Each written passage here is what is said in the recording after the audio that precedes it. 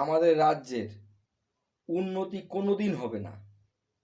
কারণ আমাদের রাজ্যের মানুষগুলো দুটো সিঙ্গারার লোভে মিটিংয়ে যায়, মিছিলে যায়। তো রাজ্যের উন্নতি কি করে হয়?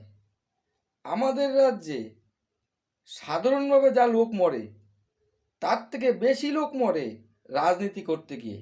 কারণ মানুষের মধ্যে এটাই ঢুকে গেছে যে রাজনীতি করতে গিয়ে কোনো মতে যদি ভোটে দাঁড়াই তাহলে আমারে আর কে দেখে, আমি বিশাল টাকার মালিক হব, আমি বাংলোর মালিক হব, গাড়ির মালিক হব। এই জিনিসটা মানুষের মধ্যে ঢুকে গেছে। আর যত অর্ধশিক্ষিত,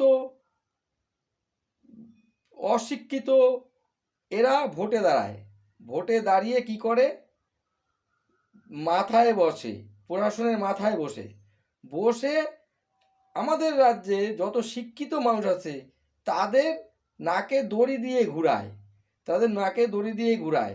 অশিক্ষিত লোক শিক্ষিত লোককে নাকে দড়ি দড়ি দিয়ে ঘুরায়। তাহলে কি করে উন্নতি হবে? কি করে উন্নতি হবে? অশিক্ষিত লোকের বুদ্ধি তো অশিক্ষিত লোকের মতনই হবে, আর শিক্ষিত লোকের বুদ্ধি শিক্ষিত লোকের মধ্যে হবে। অতএব বুদ্ধির অভাব, আমাদের রাজ্যে নেতাদের বুদ্ধির অভাব। তাদের নজর থাকে কুয়োর দিকে, নর্দমার দিকে। তার জন্যই আমাদের রাজ্যে এত অরাজকতা, এত খুনাখুনি, এত হানাহানি।